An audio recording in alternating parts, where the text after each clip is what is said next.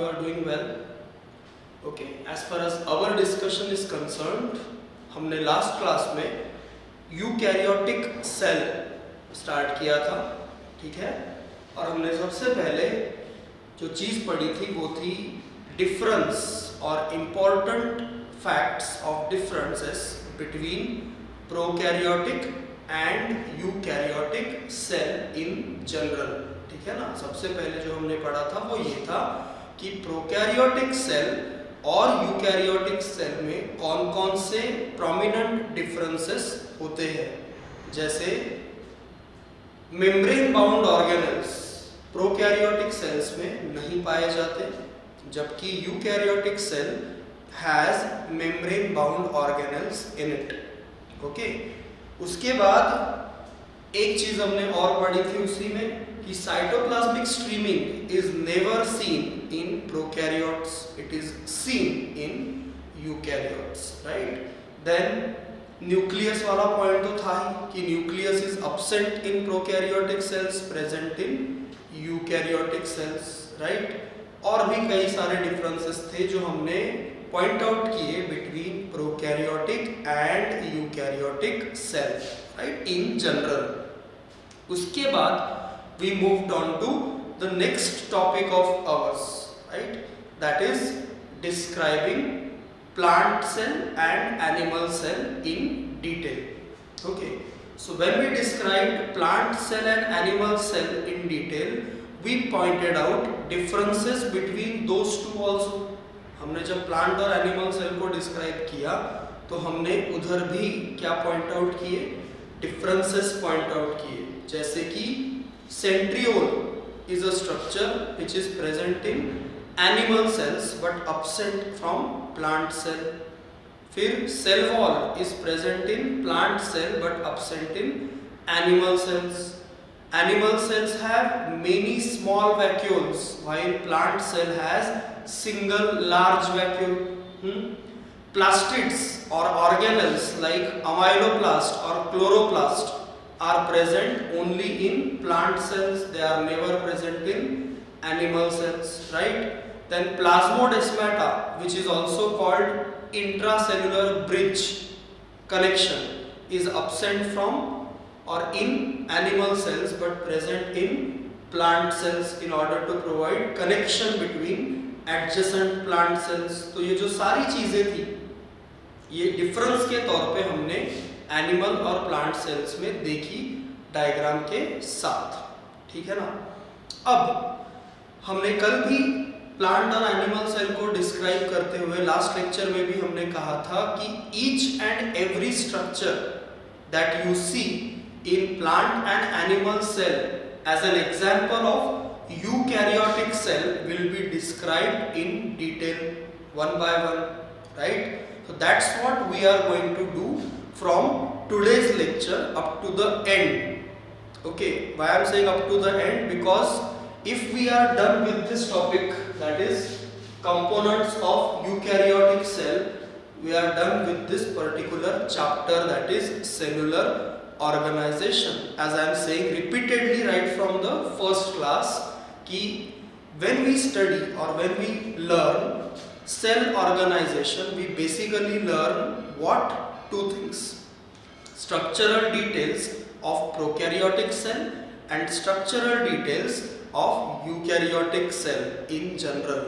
So we are done with prokaryotic part and we are beginning with eukaryotic cell, right. In that we are done with structures of plant and animal cell, we are done with difference between prokaryotic and eukaryotic cell, and we are also done with some basic information. Like I said, Monera kingdom को छोड़ के बाकी चारों kingdoms में, मतलब fungi, protista, एनिमैलिया, Plantae, इनमें सिर्फ eukaryotic type के ऑर्गेनिजम्स पाए जाते हैं, राइट। तो ये सारी बेसिक चीजें हमने लास्ट क्लास तक पढ़ी। आज से या इस लेक्चर से हम जो पढ़ेंगे वो है यूकैरियोटिक सेल्स में प्रेजेंट डिफरेंट कंपोनेंट्स की डिटेल्स, जैसे हमने प्रोकैरियोटिक के लिए किया। The same thing we are going to do for eukaryotic cell. Is it okay? Okay. और यूकैरियोटिक सेल के एग्जाम्पल के तौर पे हमने डिटेल में 2 सेल्स पढ़ी कल या लास्ट लेक्चर में, that is plant cell and animal cell. हमने फंगल सेल या प्रोटिस्ट की सेल का एग्जाम्पल नहीं लिया एज एन एग्जाम्पल, बट वो भी कैसी सेल्स या कैसे ऑर्गेनिज्म है, fungi and protista, they are also eukaryotic organisms. Okay, so here in this particular heading or heading that you see, components of eukaryotic cell, we will study all those structures, all those parts which can be present in a given eukaryotic cell. And again the same logic will apply here, that it is not necessary that all the structures we will deal with are present in all eukaryotic cells। ठीक है ना, सभी structures जो हम पढ़ेंगे वो सब की सब यूकैरियोटिक सेल्स में होंगे ऐसे नहीं है। जैसे क्लोरोप्लास्ट हम पढ़ेंगे तो हमने पता होना चाहिए हमको कि क्लोरोप्लास्ट एनिमल सेल्स में नहीं होता। भले ही एनिमल सेल एक यूकैरियोटिक सेल है, लेकिन क्लोरोप्लास्ट एनिमल सेल में नहीं होता। सेंट्रियोल प्लांट सेल में नहीं होता, फिर सेंट्रियोल एनिमल सेल में होता है, फिर प्लांट सेल यूकैरियोटिक नहीं है क्या? है।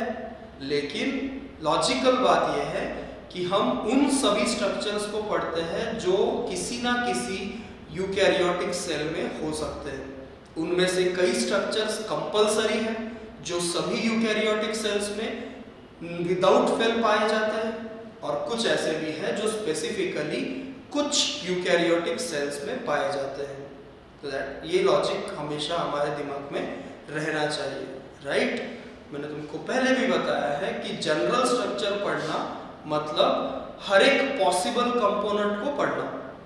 तो इसी रूल पे हम सभी पॉसिबल कंपोनेंट्स को पढ़ेंगे one by one, and we are starting with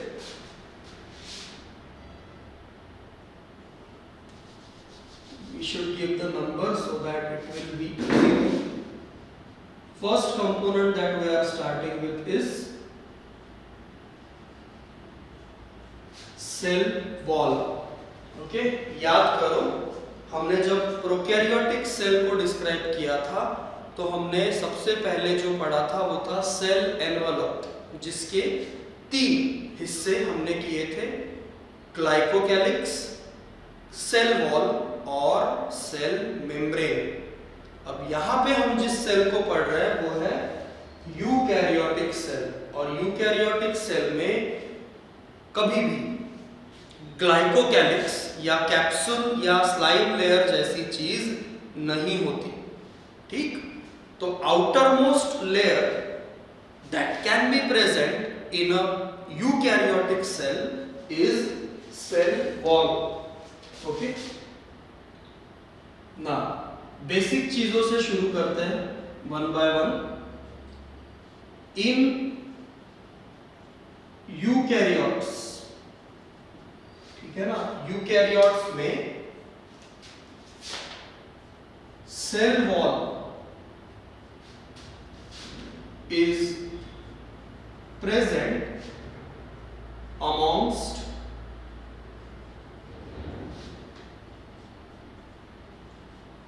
plant cells,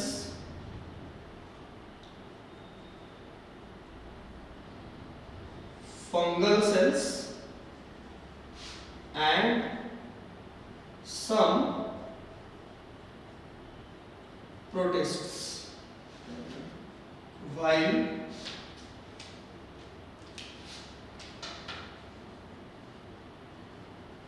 animal cells do not possess cell wall। सीधी सी बात लिखी है जो सीधी से ही समझनी है कि अगर हम यूकैरियोटिक सेल्स की बात करें तो हमारे पास 4 तरह के ऑर्गेनिजम्स हैं जो यूकैरियोटिक कैटेगरी में आते हैं। पहला है फंजाई, दूसरा है प्रोटिस्ट, तीसरा है एनिमल्स, चौथा है प्लांट्स।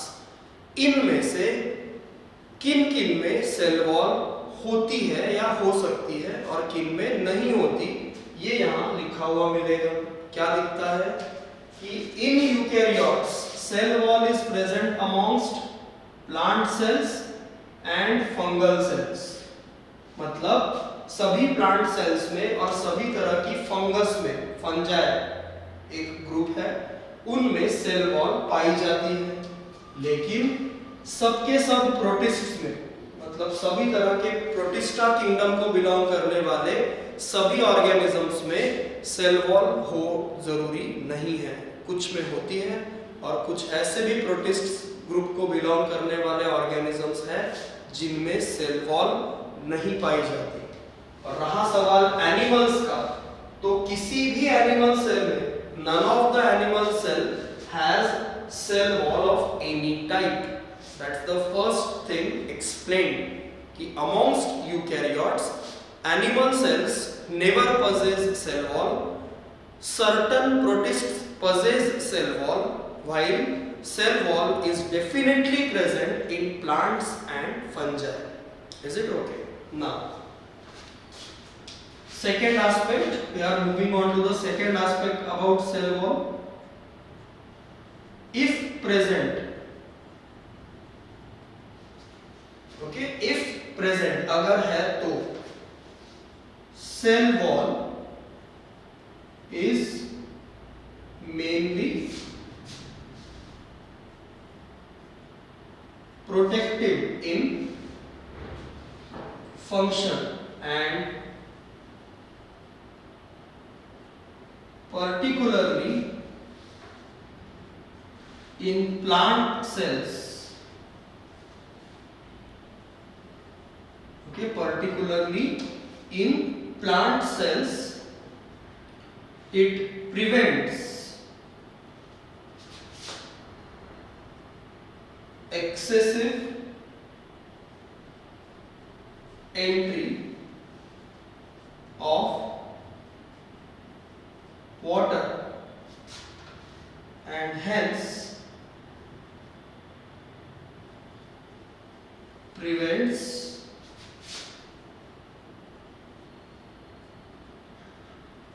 bursting of cell. देखो पॉइंट क्या लिखा है उसको सही तरह से समझो कि सेल वॉल अगर प्रेजेंट है, ठीक है ना, तो उसका मेन फंक्शन होता है हर तरह का प्रोटेक्शन प्रोवाइड करना सेल के अंदर की चीजों को, ठीक, because cell wall is rigid, tough rigid structure, a non-flexible structure which is tough and rigid. तो उसका प्राइमरी फंक्शन है हर तरह के थ्रेड से या हर तरह की चीज से सेल के अंदर के कंपोनेंट्स को बचाना, सेल को एक पर्टिकुलर शेप प्रोवाइड करना। ये कॉमन फंक्शन सेल वॉल का हमेशा रहेगा, चाहे वो सेल कोई भी हो। लेकिन इसके अलावा प्लांट सेल्स में सेल वॉल का एक अलग इंपॉर्टेंस है। देखो प्लांट सेल्स के आजू बाजू ब्लड नहीं होता, प्लांट्स में ब्लड नहीं होता ना, प्लांट सेल्स के आजू बाजू क्या होता है, पानी, वाटर। और वाटर की एक प्रॉपर्टी है कि वो मूव होता है towards area of high concentration. ये हम बाद में समझेंगे इसी टॉपिक में, मतलब इसी चैप्टर में।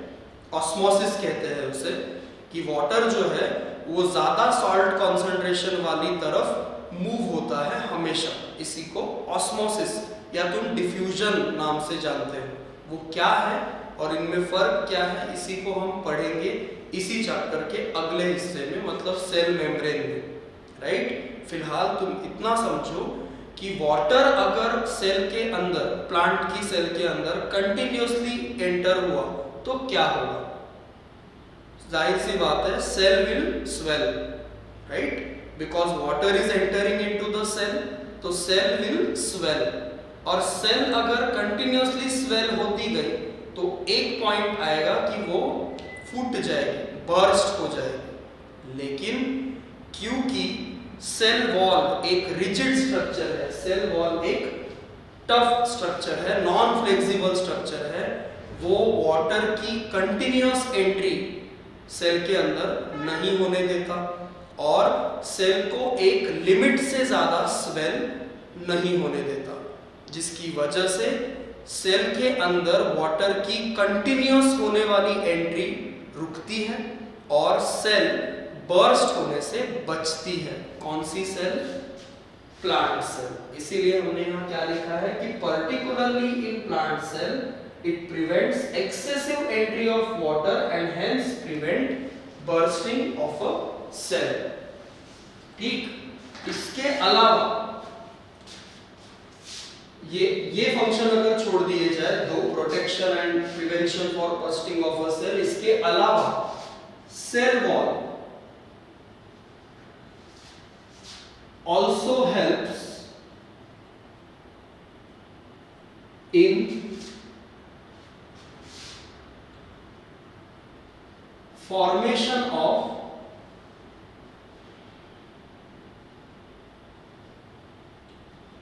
plasmodesmata in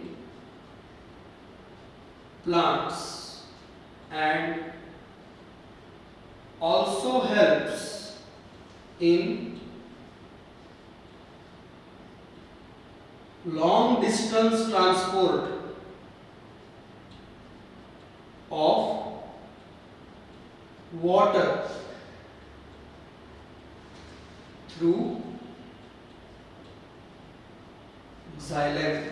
ध्यान से देखो, सेल वॉल के दो फंक्शंस हमने यहां डिस्क्राइब किए, that it is mainly protective in nature, protects all the cellular components from mechanical injuries to everything, and it is helpful in preventing bursting of a plant cell by preventing excessive entry of water into it as it is rigid or non-flexible। Apart from that, plasmodesmata बनाने में cell wall का role है। मतलब plasmodesmata हम इससे पहले भी describe कर चुके हैं कि प्लाज्मोडेस्माटा क्या है।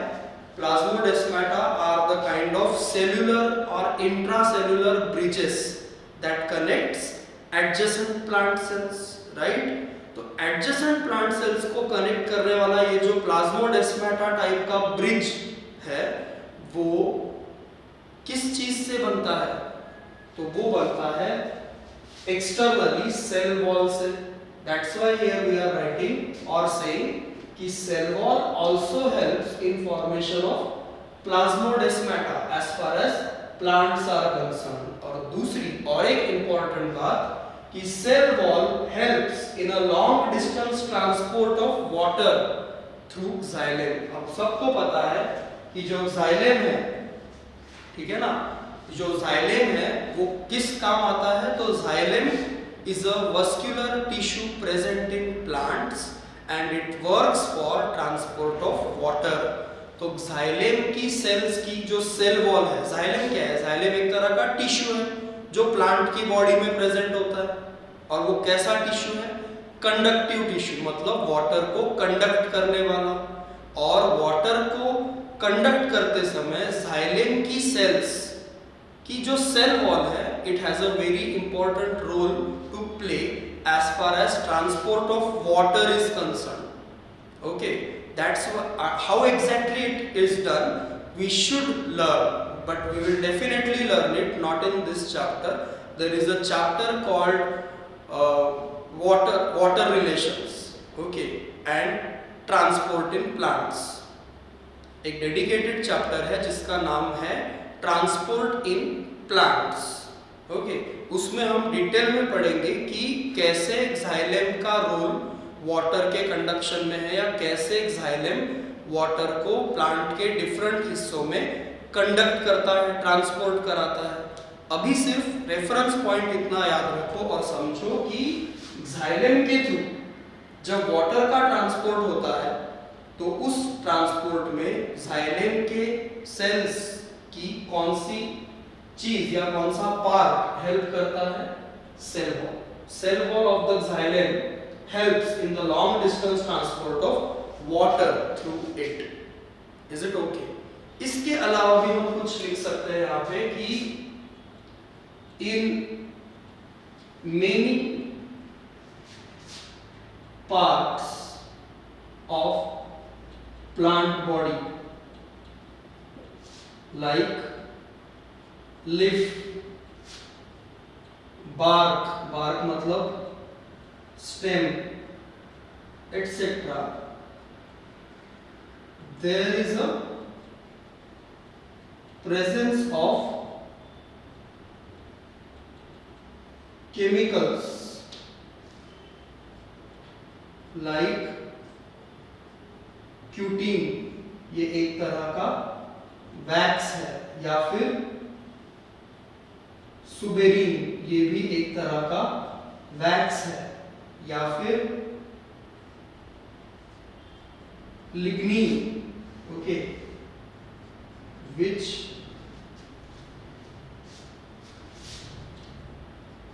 in cell wall for protection against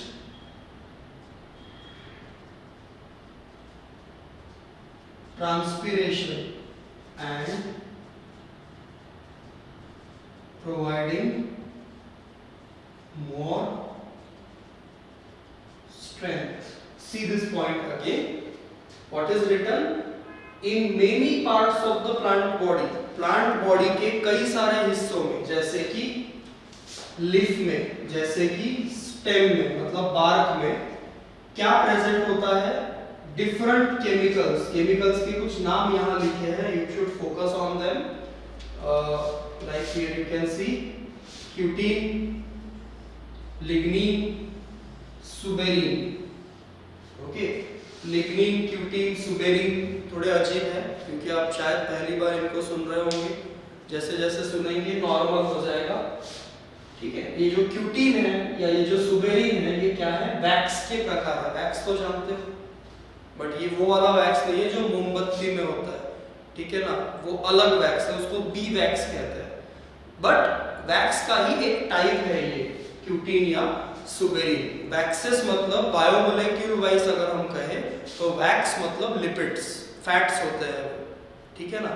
तो ये जो लिग्नीन, सुबेरीन या क्यूटीन जैसे केमिकल कंपाउंड्स है, ये कई प्लांट्स के हिस्सों में कहाँ डिपॉजिटेड होते हैं या कहाँ प्रेजेंट पाए जाते हैं? सेल वॉल में। और इनके होने से मतलब क्यूटीन, सुबेरीन या लिग्नीन जैसे कंपाउंड्स के डिपोजिशन से, सेल वॉल में होने वाले डिपोजिशन से क्या हासिल होता है?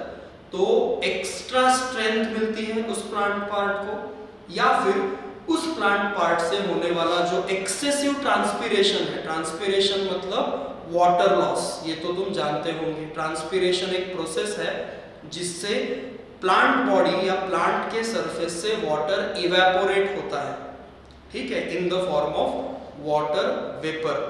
This you should definitely know because it was there in your previous standards, but by chance if you don't know, then just have a focus on what I am saying.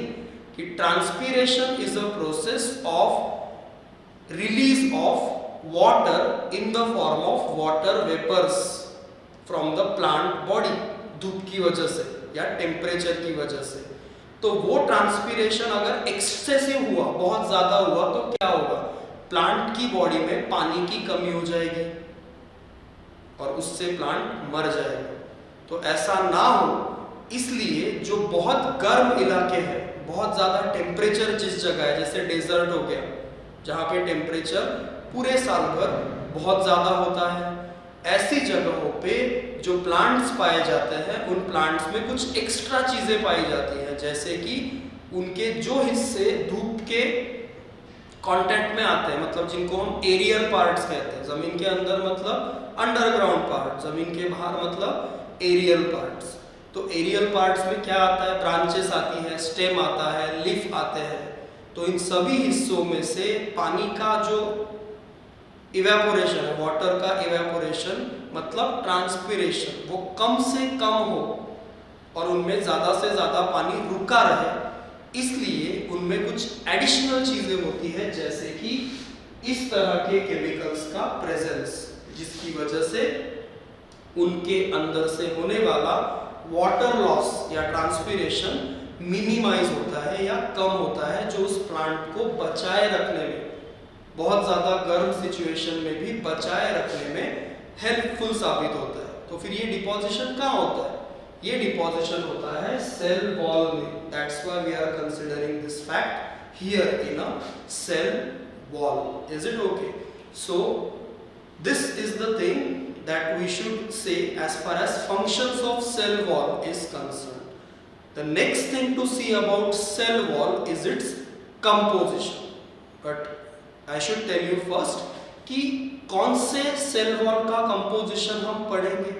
तो we are taking plant cell as a standard and we are looking into the details of cell wall in plants, because it's a plant that primarily has cell wall in its cells out of the different eukaryotes.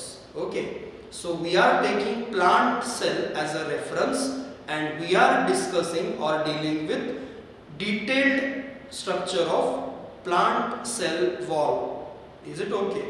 So composition of the plant cell wall will follow after this. But before we move on to composition, have a look at all 4 things or 5 things that you see on the board so that we can move on to composition.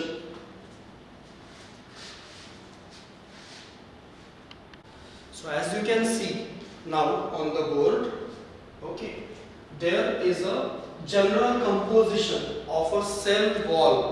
Okay. Composition का मतलब क्या होता है ये सबको पता ही होना चाहिए। फिर भी कंपोजिशन का मतलब होता है कि भाई किसी एक पर्टिकुलर चीज में क्या क्या है।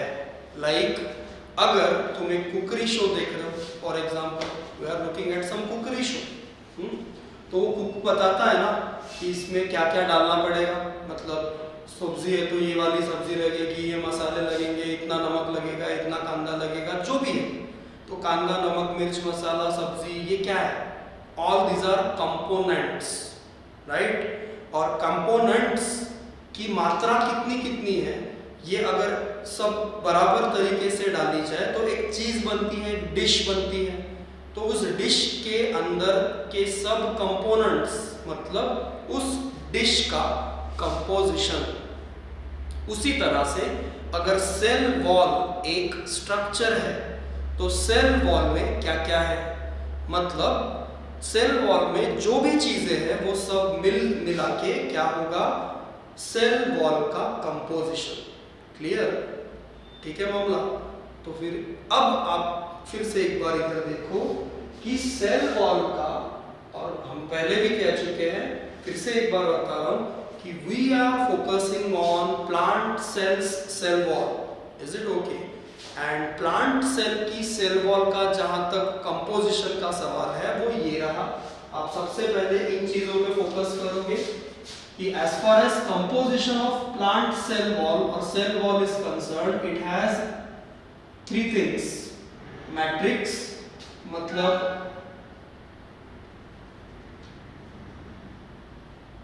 Fluid part,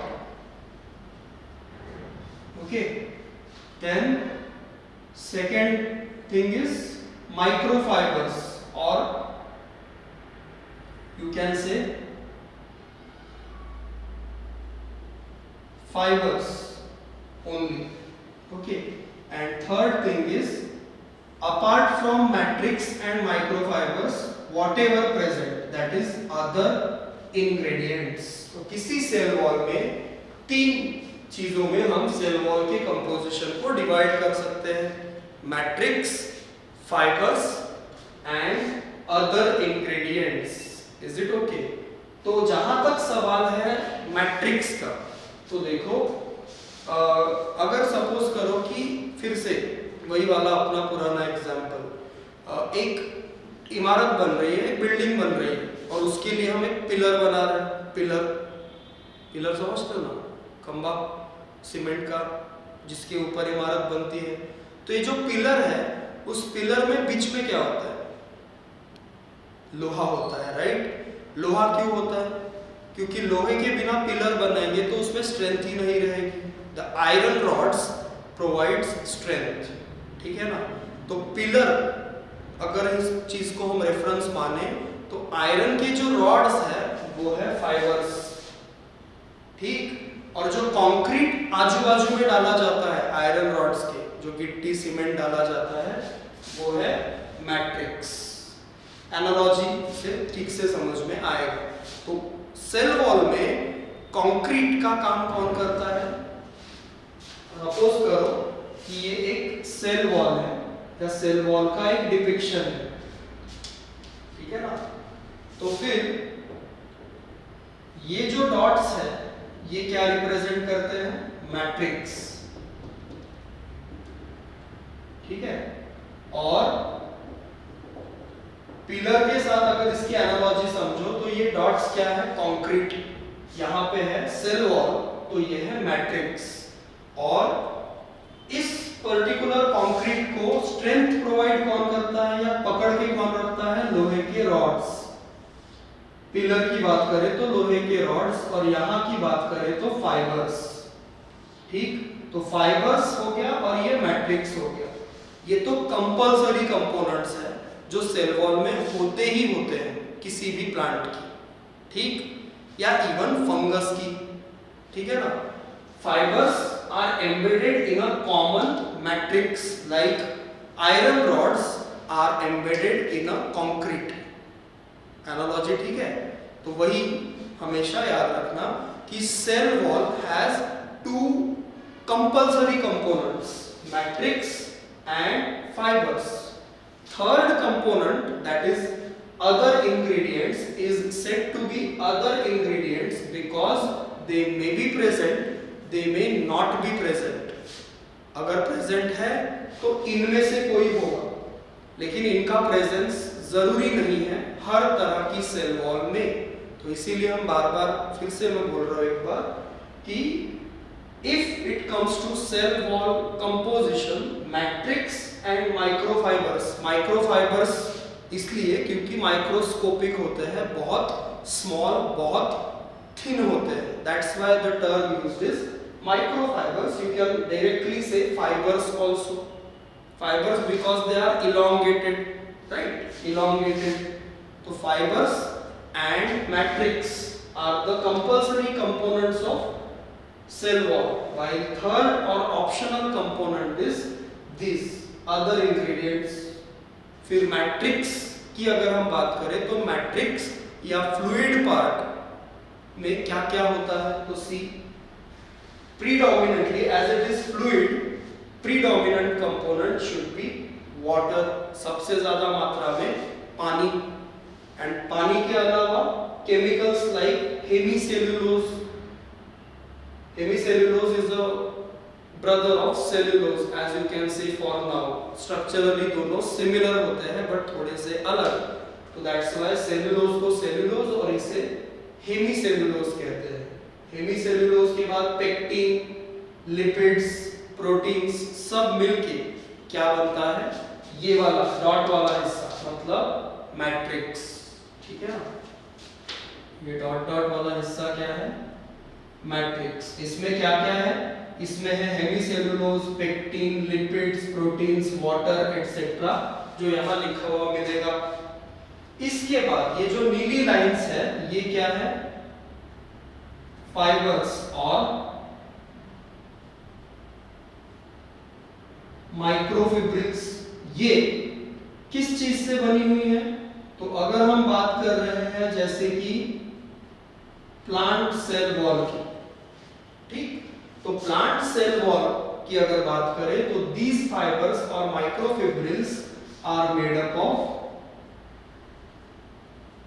cellulose, a kind of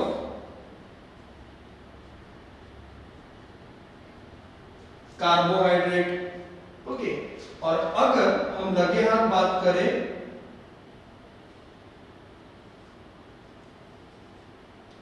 fungus की सेल वॉल की, फंगल सेल वॉल की, तो it is made up of chitin. Fungus की सेल वॉल में सेल्यूलोज नहीं होता, बट सेल्यूलोज की ही तरह थोड़ा सा डिफरेंट एक और कार्बोहाइड्रेट, ये भी क्या है? कार्बोहाइड्रेट का ही प्रकार है जिसका नाम है chitin.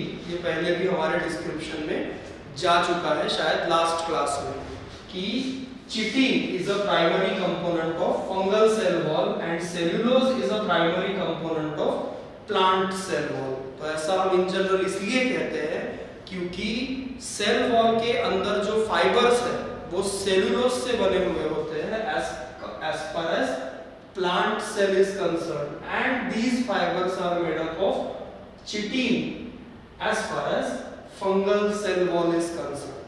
That's the thing you need to understand. Okay, तो ये हुए फाइबर्स और ये हुआ मैट्रिक्स, दोनों ही का नेचर या कंपोजिशन यहाँ फिर से लिखा हुआ मिल जाएगा। ये उसका स्ट्रक्चरल अरेंजमेंट, ये है सेल वॉल, ये हुआ मैट्रिक्स, ये हुए नीले वाले जो है ये है फाइबर्स। और ये एक जनरल डिपिक्शन है, ऐसे हजारों फाइबर्स, लाखों फाइबर्स होते हैं एक साथ एक मैट्रिक्स में, जो कुल मिला के उस सेल वॉल को रिजिड, टफ या नॉन फ्लेक्सिबल या स्ट्रेंथफुल बनाते हैं। जितने ज्यादा फाइबर्स उतनी ज्यादा स्ट्रेंथ।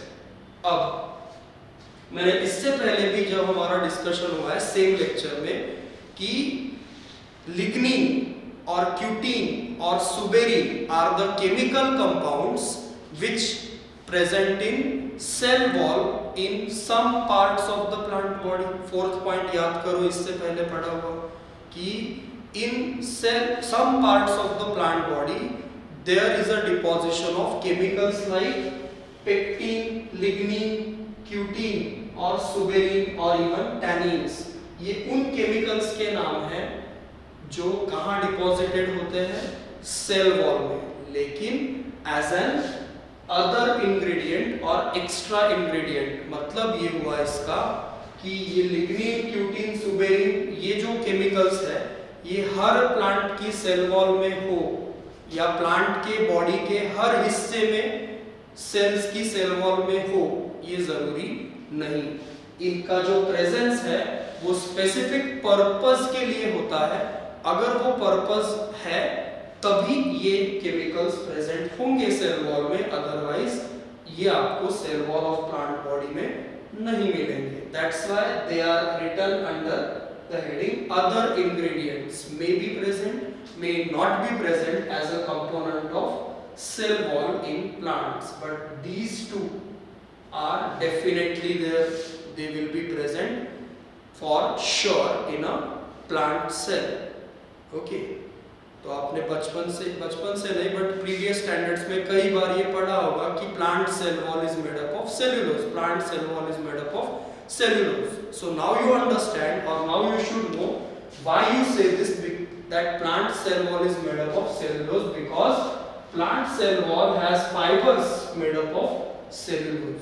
बट ये भी उतना ही सच है कि सिर्फ सेल्यूलोज से काम नहीं बनेगा, सेल्यूलोज के अलावा इधर मैट्रिक्स भी है जो उस फाइबर्स को, सेल्यूलोज के फाइबर्स को बांध के रखता है या जोड़ के रखता है, जिसकी वजह से सेल वॉल नाम का ओवरऑल स्ट्रक्चर बनता है। Okay, next thing we will see is the structure of plant cell wall in detail, but before that have a look on composition and this thing for a while. As you can see on the board now that we have written a simple thing here, structure of a plant cell wall. इससे पहले जो हमने describe किया वो क्या था, composition, ठीक है ना। कंपोजिशन मतलब तुमको समझाया था कि कंपोनेंट्स कौन कौन से हैं, इन चीजों को हमने डिस्क्राइब किया। यहाँ हम क्या पढ़ रहे हैं, स्ट्रक्चर, मतलब प्लांट सेल वॉल किस तरह से स्ट्रक्चरली बनी हुई है वो हम यहाँ देख रहे हैं। तो दोनों में फर्क है, there is a difference in composition and structure. Okay, इमारत मतलब स्ट्रक्चर है और इमारत जिस चीज से बनी हुई है वो उसका कंपोजिशन है, करेक्ट। तो composition is over, structure is on. And as far as structure of a plant cell wall is concerned, it is made up of maximum 3 main parts or 3 main layers, namely middle lamella, primary wall and secondary कि plant cell wall structurally ज्यादा से ज्यादा 3 layers से बनी होती है और कम से कम 2, ज्यादा से ज्यादा 3 और कम से कम 2। तो कम से कम 2 इसलिए क्योंकि मिडल लैमेला और प्राइमरी वॉल ये कंपल्सरी कंपोनेंट्स है, मतलब there will be presence of middle lamella and primary wall for sure. Any plant cell will have these 2 layers in its cell wall for sure, middle lamella and primary wall. But presence of secondary wall is optional, means it is not necessary that every plant cell will have this layer in its cell wall. It is optional layer, or you can say may be present, may not be present depending upon requirement. ठीक, तो इसीलिए हमने क्या कहा कि plant cell wall is made up of maximally 3 layers, out of which 1 is optional and 2 are compulsory. Okay, ये एक बात। एक और बहुत इंपॉर्टेंट बात जो क्वेश्चन वाइज भी जरूरी है, क्वेश्चन आता है which of the following layer of a plant cell wall is outer most layer. Which of the following layer of a plant cell wall is a outer most layer. तो नाम क्या है इधर? Middle lamella. नाम middle lamella है, लेकिन this is an outer most layer. Okay, नाम से इसको हम क्या कहते हैं? मिडल लैमेला, बट टेक्निकली या स्ट्रक्चरली ये सेल वॉल की सबसे बाहर प्रेजेंट लेयर का नाम है। तो ये कंफ्यूजिंग है, तो क्वेश्चन में पूछा जाता है। तो जब भी ऐसा सवाल आए प्लांट सेल वॉल के बारे में कि which of the following layer of a plant cell wall is outer most layer, तो our answer should be middle lamella. Okay, समझाता हूं कैसे। देखो, हम ये बोल मान के चलते हैं कि it is a section of 1 plant cell से, यहां हम लिख देते हैं प्लांट सेल 1, एंड इसी तरह की प्लांट सेल हम इधर भी निकाल लेते हैं। दिस इज से प्लांट सेल 2, ठीक है ना।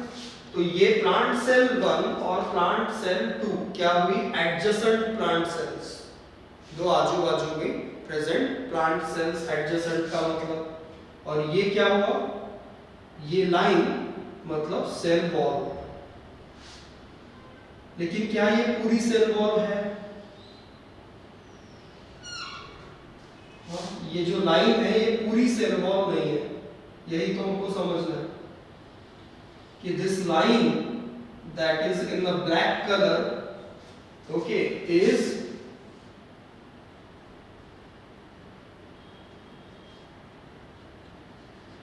Primary wall. See this, okay, ये जो ब्लैक लाइन है सेल की या सेल वॉल की, वो क्या है?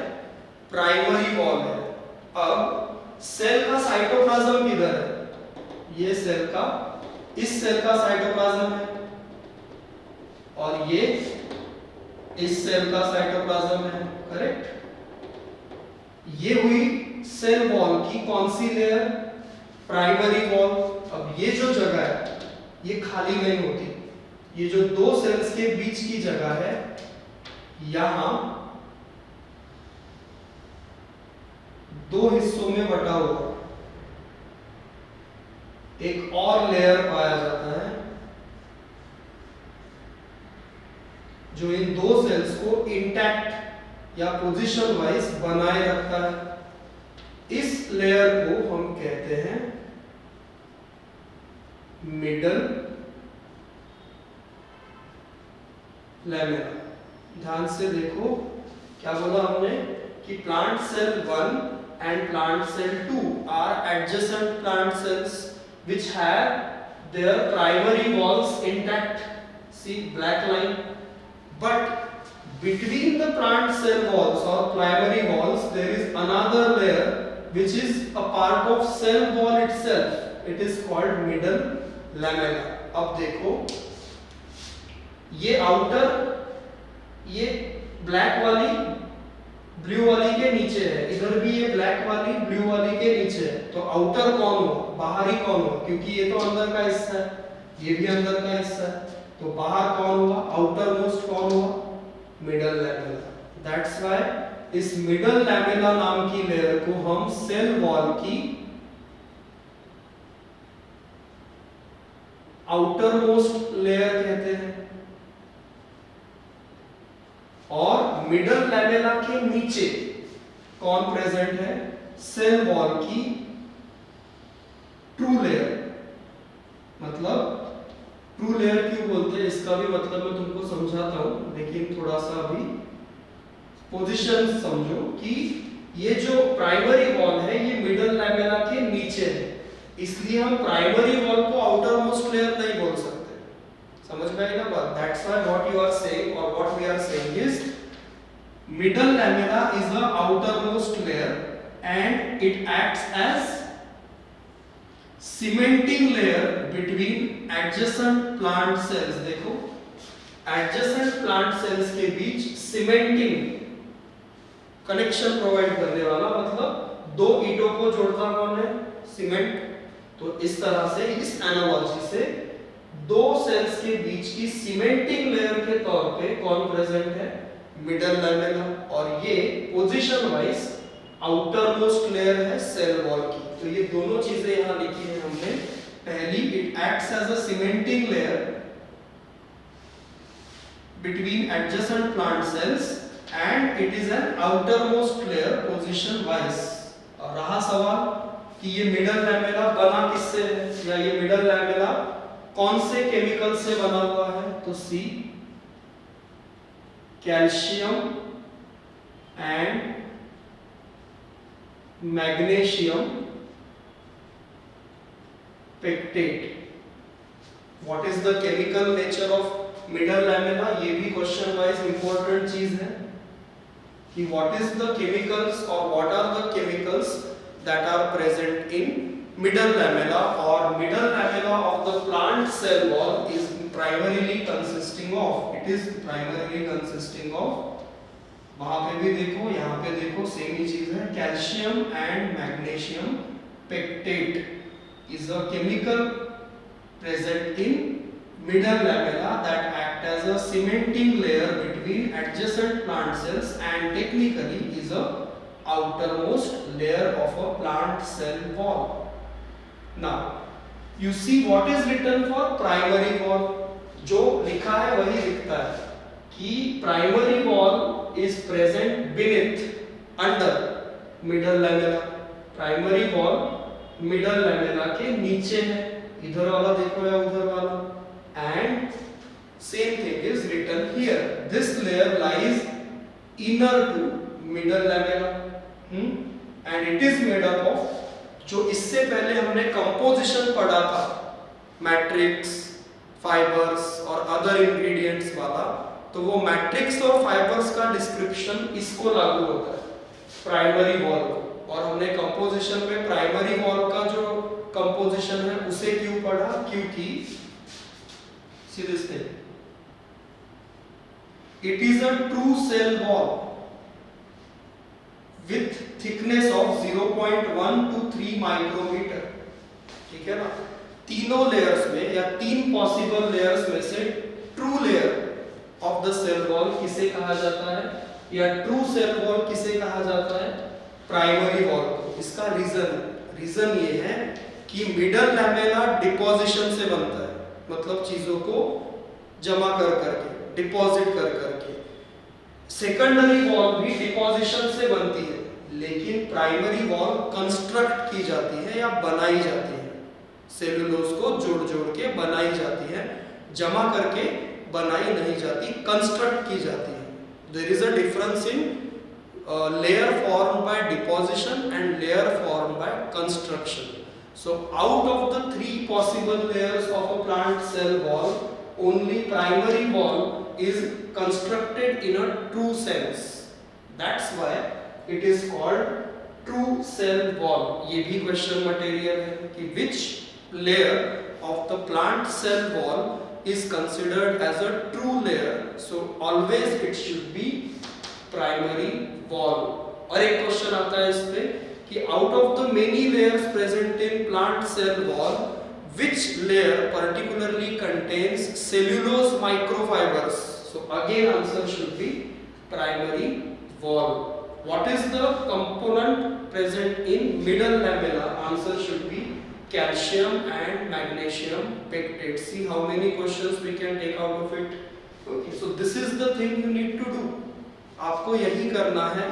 हमेशा मैं बोलता हूँ क्लास में, आपको भी बोल रहा हूँ कि जो भी टॉपिक हम पढ़ते हैं क्वेश्चन उसके बाहर से थोड़ी ना आने वाला है. If syllabus is fixed, questions should be and will be from that syllabus only. What you need to do is, आपको क्या करना है, जो भी हम पढ़ते हैं उनमें से पॉसिबल क्वेश्चंस हमको ही सोचने हैं हमेशा कि मैं अगर एग्जामिनर होता तो मैं इस पर्टिकुलर टॉपिक में से क्या पूछता. जो तुम सोचते हो वही और कोई इंसान भी सोचेगा, लगभग वैसा ही सोचेगा.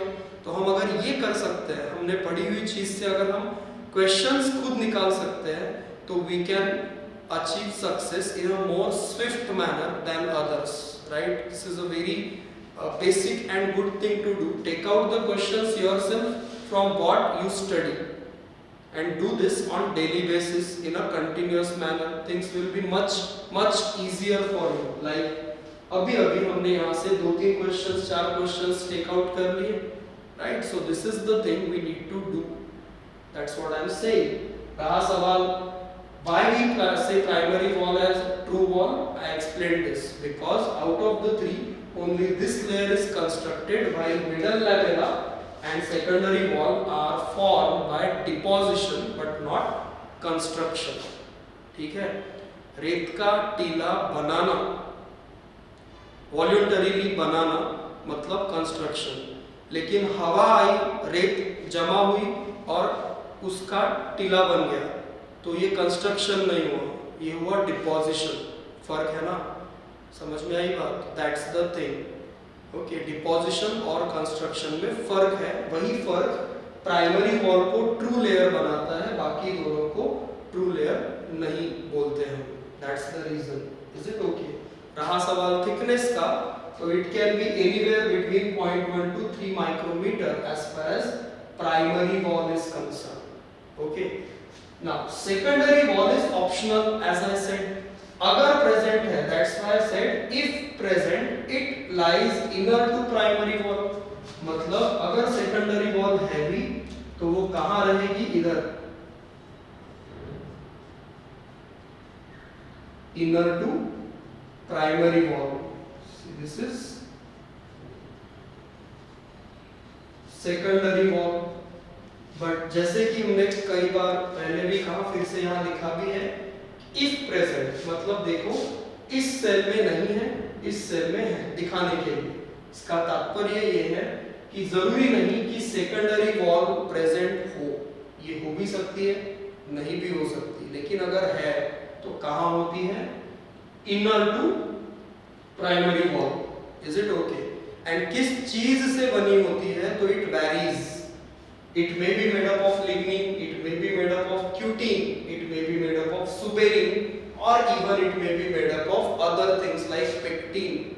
Okay, so tannin or etc. There are different chemicals from which secondary wall can be made up of. And as I said, it is also not constructed but formed by deposition of the materials inner to primary wall, right? अब अगर आप देखो, question अगर आए कि which is the or which can be the innermost layer of the plant cell wall, answer should be secondary wall. Which layer of the plant cell wall is formed by deposition? Answer should be middle lamella and secondary wall. Which layer of the plant cell wall is a true layer? Answer should be primary wall. In which layer of the plant cell wall there lies cellulose microfibrils? Answer should be primary wall. Which of the following components are present in middle lamella? Answer should be calcium and magnesium pectate. Which of the following layer of plant cell wall is considered to be outermost layer? Answer should be middle lamella. So all these are the questions that we can create on our own and answer by studying this thing and all other things previous to this in a cell wall. So see, now every topic will create hundreds of questions. Okay, so cell chapter के कितने question बन सकते हैं आप सोचो पूरा होने के बाद. तो हम जब बोलते हैं कि इतने पहले से क्यों पढ़ना और ये सब इतना डिटेल में क्यों पढ़ना, क्योंकि तुमको पूछा भी डिटेल्स पे ही जाता है. और इसके लिए ये ज़रूरी है कि हम कंटिन्यूअस मैनर में टॉपिक पढ़ने के बाद चैप्टर नहीं, टॉपिक पढ़ने के बाद उस टॉपिक से रिलेटेड क्वेश्चंस को खुद निकालें, सॉल्व करें, और नहीं आता तो उसको क्लियर करें डाउट को. ये सब हम कंटिन्यूअस मैनर में करेंगे तो फिर हमारा एक एक टॉपिक कॉन्क्रीट होगा, राइट. और फिर हमको फ्यूचर में किसी भी तरह की दिक्कत प्रोड्यूस नहीं होगी, आसानी रहेगी. That's the basic thing, as I said in first class, as I am saying in this class, and as I will say in future classes. Don't miss the basics. If you miss the basic, you miss everything. And basic thing is very simple to do always. हम simple चीज़ों को नहीं करते, हम टालते हैं, फिर चीज़ें मुश्किल बनती जाती हैं. तो ये हमको या आपको नहीं करना, इसलिए हम बार बार ये बोलते रहते हैं कि do the things in a proper way, and the proper way is stick to basics, right. So this is, as far as cell wall is concerned, we are done with all the required discussion as far as cell wall is concerned. In next lecture we will move on to cell membrane. Okay, cell membrane हमने prokaryotes के लिए पढ़ा है, लेकिन बहुत कम. इधर हम cell membrane का पूरा कुंडली निकालेंगे, पूरा उसको पढ़ेंगे कि उसमें क्या क्या होता है, कैसे कैसे होता है, right. But for now we are done with cell wall. Thank you.